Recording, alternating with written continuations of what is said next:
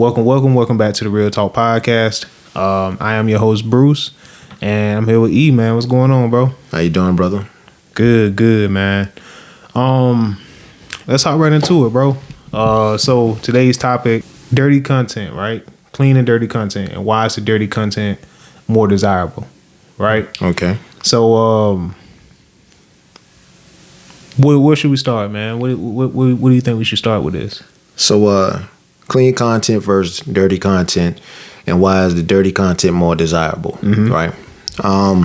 So, well, I guess the way we can start this is by, just really like taking a step back and just thinking about it for a second.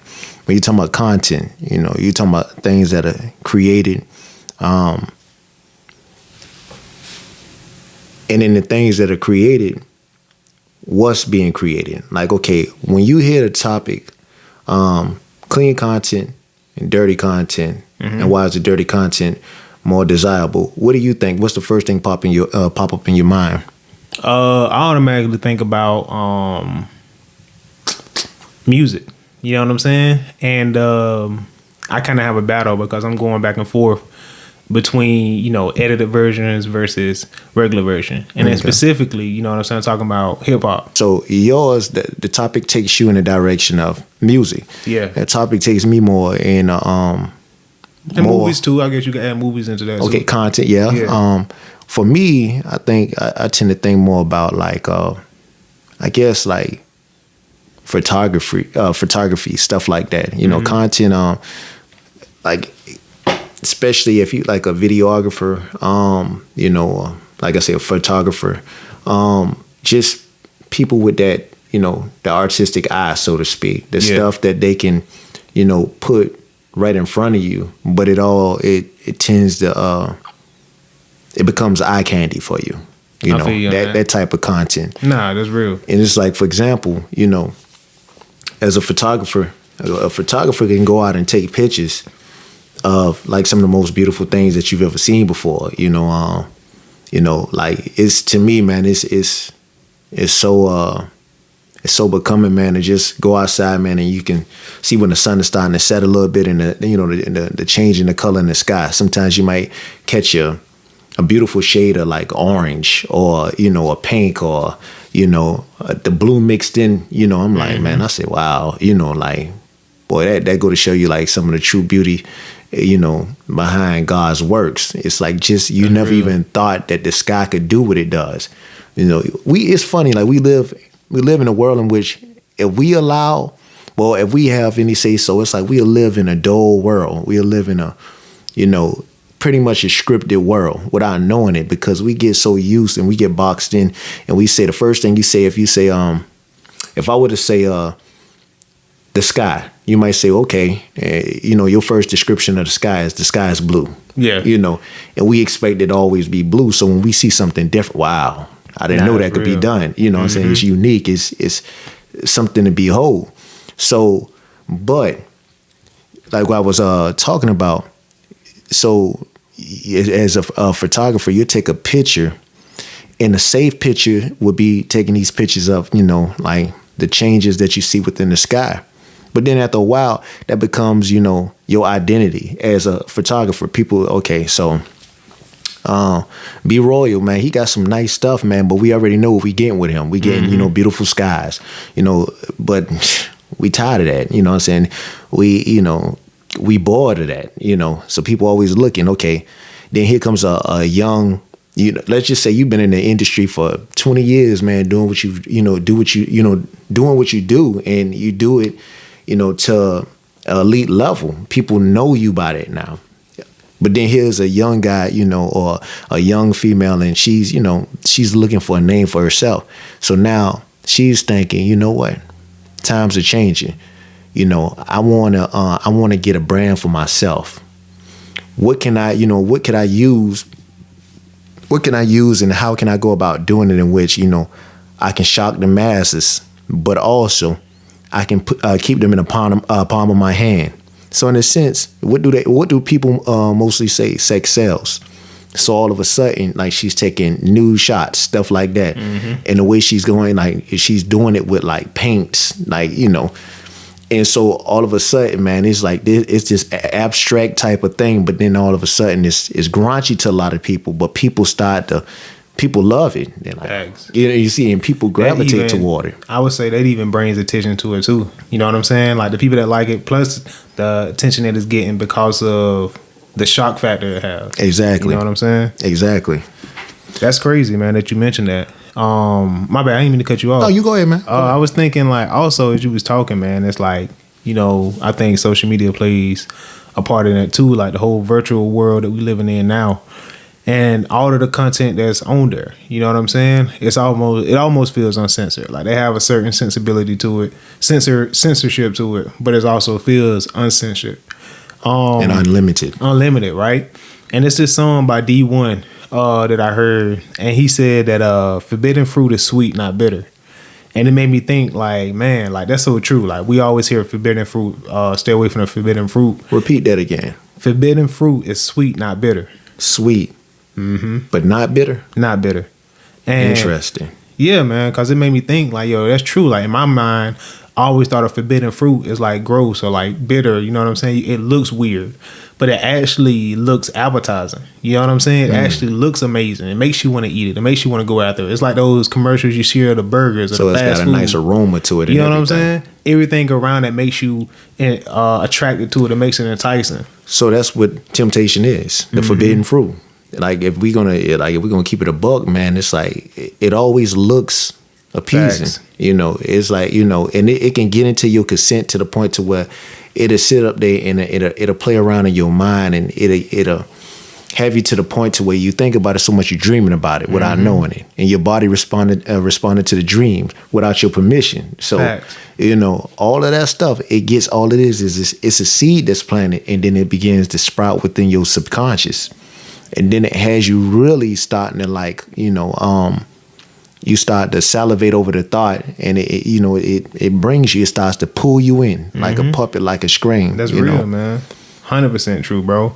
So it's like, all right, cool. So like, what happens when you eat too much sugar? Clean eating is cool, you know, but having that pizza, having that burger, you know what I'm saying? Like that kind of hit different. Them donuts, bro, those hit different. Sometimes if we're gonna transition to this, I guess, into more tangible things, like on social media, you might say, bro, I'm trying to live the most righteous life I can, you know what I'm saying, the most best life I can. But you know what's interesting? I don't mean to cut you off. Go ahead. What's interesting, right? When most people, when they hear, okay, they was following you all the way up until the point to where you say the most righteous, like then people say righteous. Like for a lot of people, like immediately, you know, the shoulders they locked up. But you notice that like certain words, that's 100%. It brings a certain reaction out of certain people. That's 100% like, true. Righteous, man. They're like, oh, he might as well. He talking about perfection. You know? Like for real, like shit, like you get that same sense. That's real. Bro. It's like happened to me out too. That runs people, man. It's like people. Wait a minute now. I might be on the wrong podcast here. That's real, bro. I guess that's a part of too why you hear like clean. You know what I'm saying? And why that might run people off. Clean cut. Clean cut. And it gives you like this picture, I guess, that you feel like you got to fit in this box. And I think me and you spoke on it, like, you know, freedom. You know what I'm saying? Being free, having a free spirit. What does that look like? A free spirit. I mean, if I'm being honest, like when I hear like no boundaries at all. You know, like certain content is like what's the word? Maybe sketchy is not the right word. You know, certain content is when you hear parental advisory, like that. You feel me? It's got that stamp on it. Like, whoa, I know this is, you know what I'm saying, something I shouldn't. Like to me, that was the first version of clickbait. Facts. Like, yeah. Facts, man. That's real clickbaity. You know, you hear that, you know, parental advisor. It's like. And the cover fit the description. Oh, man. Like and then look at the colors, black and white. Man, look, it was perfect marketing, really, when you look at it, man.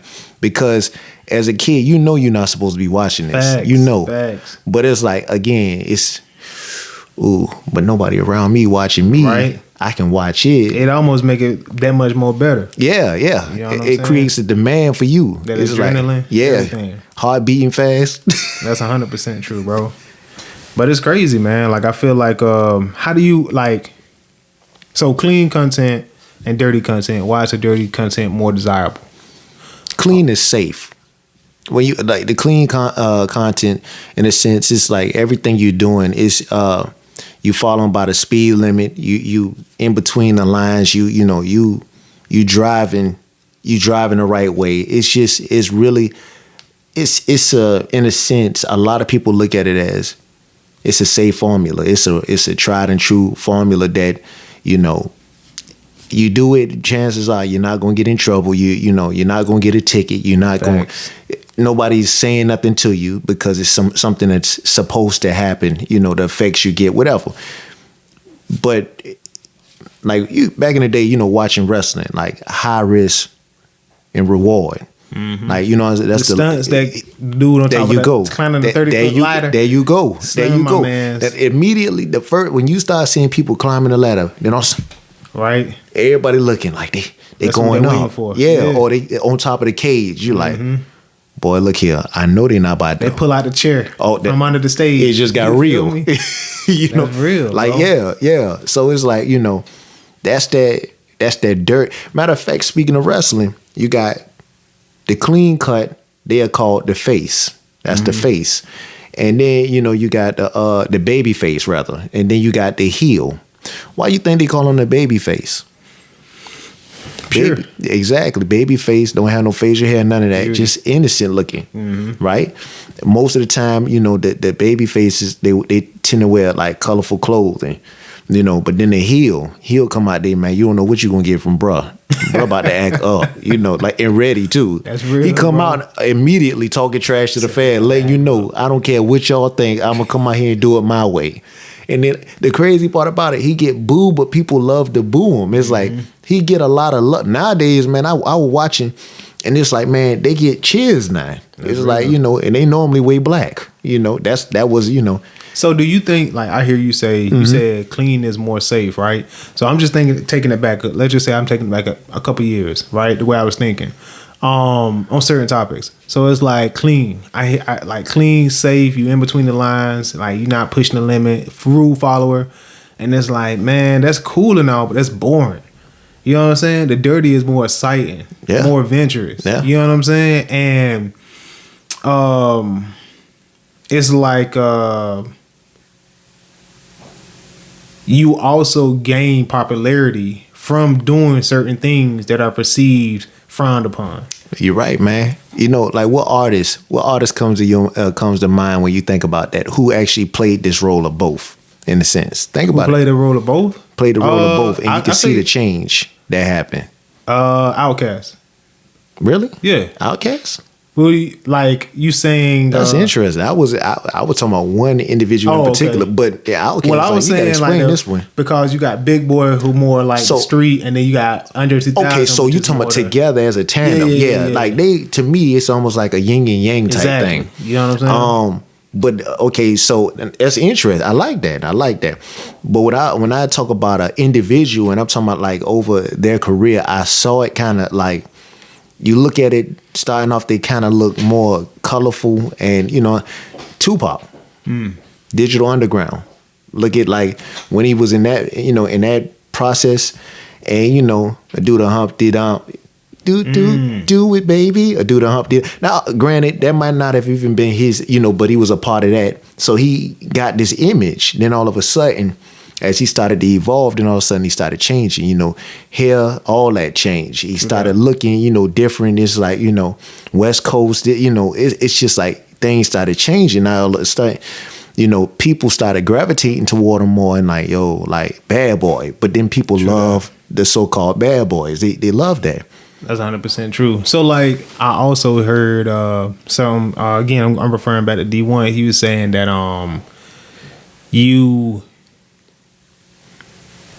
you love the content or you support a cause, but you don't want the consequences that come with it, right? So I'm like going back to the forbidden fruit, because I'm hearing you say, like, again, I said that with certain frowned upon acts or certain frowned upon art or content per se, but you do gain popularity from that. So it's like going back to what he said that you support certain causes, but you don't want the consequences that come with it. The forbidden fruit is sweet, not bitter. But what also comes from having too much sugar? Cavities. You know what I'm saying? Diabetes. Yeah. So it's like, health issues. The dirty is more desirable, but I do think you box yourself into it. Because the upfront thing that you get is, yo, you could be free, bro. Be yourself, baby. You out there. But then at the same time, you run around butt naked, you risk getting arrested. Right? You limit yourself to certain things, man. I feel like. And while the clean, I feel like it's perceived to be more boxed in. Like, we think about a clean diet. You cutting certain things out of your diet, right? So you have a more balanced, per se, or whatever type of eating habits. But you also, your life is longer. You know what I'm saying? You look better. You feel better. Your longevity. So that's what's not promoted, I don't feel like, maybe up front. What people look at is like, oh, I can only eat certain things. I can only eat green. Or I can only eat this. Or, you feel me? Does that make sense what I'm saying? No, definitely. It definitely makes sense. But when you look at it too, in a sense, it's you got to think about it too. You know, it all goes to, you know, it all seems to, you know, flow in this direction. Yeah, when you're looking at doing things the clean way versus the dirty way, it's easier nowadays to, you know, gain revenue doing dirty things because it's just so many different pockets of dirty. You know, that's real. It's many different pockets, and then on top of that, a lot of people go in there, dip their toe in the dirty, and say, "I just need me a quick buck," you know. But you can never go back from that, I don't feel like. Like, I listen to a lot of interviews, right? Not to cut you off. But he was saying, like, some people, all right, so the independent route versus going mainstream, signing to a label. They say the independent route is taking the stairs. The going to the label is taking the elevator. Are you for real? You know what I'm saying? So if you look at it like that, like, independent route don't get the success they want. But at the end of the day, over the long term, bro, they the ones who really win it. You feel me? Like, because a lot of people say too, you do it the dirty way, or, you know, it's like a lot of people always talking about selling your soul. So when you on an elevator per se, you really don't have no control. The elevator can shut down on you whenever it wants to shut down on you. You stuck inside. You gotta wait it out now. You in the contract, you gotta wait it out. That's 100% real. And the thing about it, now all of a sudden you are, you know, it's like they demand that you record X amount of albums or songs. Now all of a sudden, like, you get to the point that where you realize what's being done, and you like, man, you know what? Really and truly, I took this route early on because I was thirsty. I just wanted to get out there. I had a sound. I wanted to be heard. But people told me I shouldn't go this route, but I still wanted to go because I wanted to rush. And so what happens is people rush into it, and then once they rush into it, and then all of a sudden it be, you know, a little time, you know, that one thing about time, man, time changes things. It's like all of a sudden your wisdom start popping. You're like, man, and I hate this sound that they want me to provide. This not even my sound. You know, that's what they used to talk about, the machine. It's like the machine was spitting out so many different flavors that they wanted to spit out. So if you fell under a certain flavor, that was the flavor they expected to get from you all the time. Thanks. So now you like, man, okay, man. Now when I signed with y'all, I was 16 years old. How you want me to continue to just, you know, sound like I'm a teenager? Or come on, I've been outgrown this stage. So let me ask you two things, right? I want to go into with dirty content. Let's just say you come out clean, or you gravitate towards more clean content versus dirty content, or if you're producing more clean content versus producing dirty content. Is one easier to transition from? Like, let's just say you've been putting out dirty content, or you've been gravitating towards that. Is it harder for people to accept you as now being, you know, producing more cleaner things? I feel like it. Versus, excuse me, I don't mean to cut you off. No, you understand what I'm saying, right? No, exactly. I tend to feel like it's easier. It's always easier to make the transition, over from, you know, doing something positive into doing something negative. Now, granted, people always look at you and they'll question you. Hear me on this. So if you start off like Bow Wow fell into this situation in which he was a young star. And then all of a sudden you know, he started aging before our eyes. So for the longest, Bow Wow wasn't cussing, none of that. So the moment Bow Wow, you know, gets to a point to where he's a young adult and now he wants to become free, he's starting to, you know, say things. You're like, man, that's Lil Bow Wow, man. I don't care if he calling himself Bow Wow. That's Lil Bow Wow, you know. But all of a sudden, he can continue to now relevance. If they stay before your eyes and you starting to look in the tabloids, you see this person doing that, and I don't know now. I guess a Lil Bow Wow he ain't Lil no more. You know, people saying that, like, you see what he doing now. You know, now all of a sudden this music, he's sitting out there, man. He's pushing for new music, the new material. It's just, let's just say, it's vulgar. So you like, yeah, that ain't the same person no more. But on a flip, so if you, in a sense, if you seem innocent, people expect you to grow up. They expect the negative to occur. People expect that. I hate to say it, but they expect that. But on the flip, when you've been negative, or let's just say you've been doing things wrong your whole life, then you go and you know, hey, you turn your life over to God. Now all of a sudden you get it's a lot of backlash. You be like, man, you ain't even hard no more, bro. Like, you know, I mean, I can't listen to you no more, bro. Like, man, I really can't, I can't listen to your music no more. Now all of a sudden you still putting down the same hard lyrics, you know, but they're not coming across vulgar anymore. You're not cussing nobody out no more. But now all of a sudden it's like, man, nah, bro, you ain't it no more. Mm-hmm. You know, that's the crazy part about it. What do you think is more accepted? That was the question you had for me. Going, okay, so for somebody being clean cut, then going, you know, dirty. Okay. What do you think is more accepted?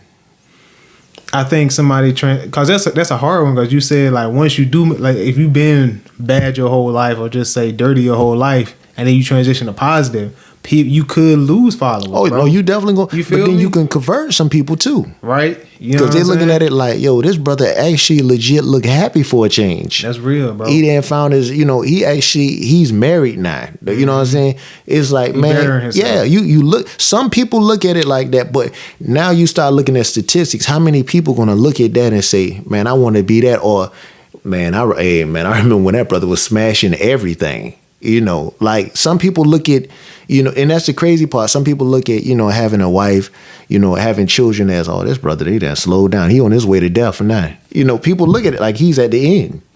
But it's like the amount of women that, you know, people sleep with, or the amount of men people sleep with, they look at that like, oh, that brother living, boy, he living life. Like, that man Facts. is really living. Facts. So it's just like, that's crazy though. It is though, man, because I'm like, I got something written down to say reality TV, right?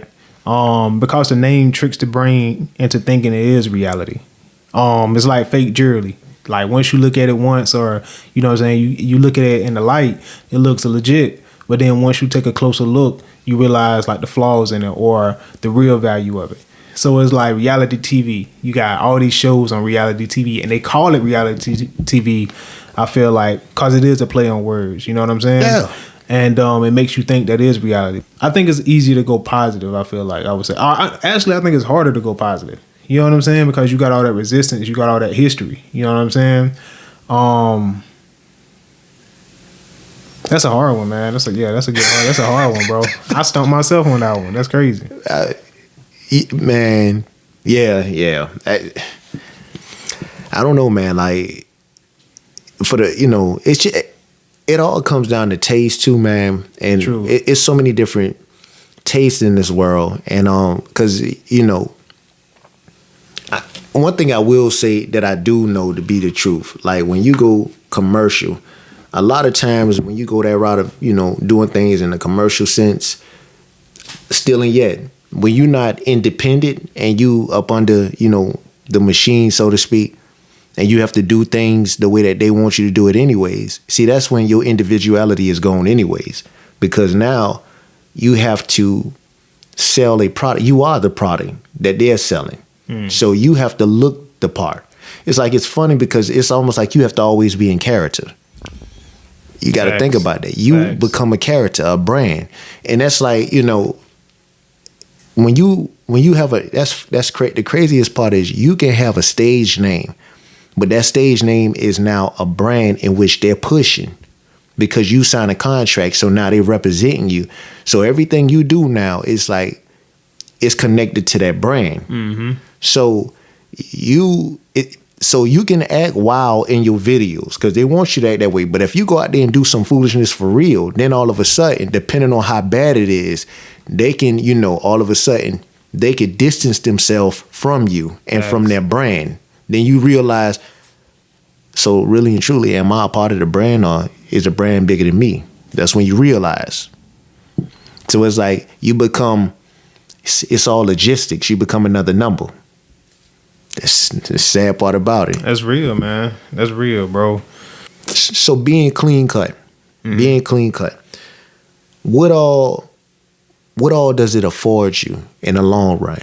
When you do things, when you patient, you got dreams, you got aspirations, you got the talent, you got the gift. So doing things your way and not doing them, for the cause of someone else. What do you risk gaining doing it that way versus the opposite? I would say, bro, man, it's just you gain. To me, I feel like you gain more opportunities, man. Like a lot of more doors are open to you. You have a lot more options. You don't feel A's boxed in. You know what I'm saying? Like I just feel like it's more opportunity, man. Because positivity, I feel like overrules everything. So if you're going about it in a positive way, man, like I feel like, you know what I'm saying? At the end of the day, bro, you're going to come off on top anyway. But see, you're right. I like to feel the same way. But to play devil's advocate, in this world, in this society, man, they say, man, the good guys, they don't finish first. That's what they try to make it out, to appear to be. But you look at it, man, a lot of times, man, people, I don't know why we tend to fall in love with the bad guy. It's like the person that appears to be the bad guy. It's like, the perfect story for the makings of a bad guy normally go like this here. The guy was dumped on, meaning that this guy sat around there and he tried to do things right for the longest, and then all of a sudden he never got his due. And so then he said, you know what? Forget it. Forget the world. I'm going to do things now. I know I could do what Buddy doing. I got the ability. I got the talent. I'm more talented than this person. Now, all I'm going to do is I'm going to play the role and I'm going to play a character. But I'm going to play a better character than he playing. And before you know it, that brother actually becomes the character he's playing. And next thing you know, man, it's like... That's real, man. I just don't ever see like it working out, bro. 'Cause I know for myself, man, like I just can't see you being authentic that way. You know what I'm saying? Because it's like you got to live with you at the end of the day.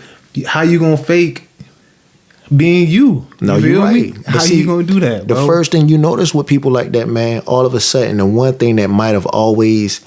And it to me, man, I'm going to tell you something, man. And we getting ready to kind of like shift a little bit. But the saddest thing to me, man, is just to watch the journey of a certain superstars, right? Mm-hmm. Especially when they were like childhood superstars. You can see them, man, the first time a camera hit them, right? And they had this glow to them, bro. Like they have this innocence to them. The first person I'm thinking about is like Michael Jackson. You looked at him as a kid, man. His smile could light up a room, man. He seemed to be so innocent, man. The most beautiful thing that was said about Michael was his smile. Facts. And the thing about it, bro, over the course of the years, man, and the times, you start looking at him. Now, I challenge you and anybody that's like listening to this, go back and just watch. Look at Michael's eyes. The smile said one thing, but the eyes said another thing, right? As a child. So the smile actually matched the eyes as a child. As he got older, as you start looking at the smile stayed the same. Smile it looked authentic, right? It was said they had one of the most beautiful smile. But then look at the eyes, and all of a sudden, bro, the eyes look like I never seen so much loneliness in my life before looking into Michael's eyes. Like I look at certain pictures, man. I say, man, this man is just lacking happiness. He just looked. if you could ever see somebody that was alive but looked dead in the eyes, that to me, looking at Michael a lot of times in some of the pictures, man, like the man, it's to me it was just sad, man, just to watch. They say that's the gateway to the soul. So looking in his eyes, you can see you like, that ain't it there. It's like, man, but then maybe he was telling us all along, like Neverland. He always wanted to be a child. To get away from, you know what I'm saying, the hustle and the bustle, the everyday, the vigors of being a grown-up, you know, the Peter Pan lifestyle. It's like the remaining child. You don't have to stress and all this other stuff when you're a child. But then when you grown up, man, you forced to grow up. It's like you got to leave childish things behind. People look at you a whole different way. That's why you can't get away with the things you got away with as a child. Nah, that's real. But, you know, that's just what I saw, man. It's like, man, and he wasn't the only one, man. You go back and you look at a lot of people, man. And when you see, like, when you start looking them in their eyes and see the eyes changing, man, you can tell, man, by that time, it's like that life energy, that force, man, is being sucked. That's what I'm saying. Yeah. It's like, bro, that dark, that bitter fruit come with consequences also. You know what I'm saying? It's sweet up front, but it come with consequences at the end of the day. And you just gotta choose what you gonna do, what you willing to live with, what you willing to sacrifice for that. That forbidden fruit, man. You know what I'm saying? We're gonna wrap it up, dog. You know what I'm saying? Do you have anything else you want to add, bro? Nah, man. I think that was a solid. Hey, you spoke a lot of facts on this one here, man. Appreciate it, man. So we're gonna wrap it up, man. Appreciate you guys listening. This was a short and sweet one. So till next time, man. Peace.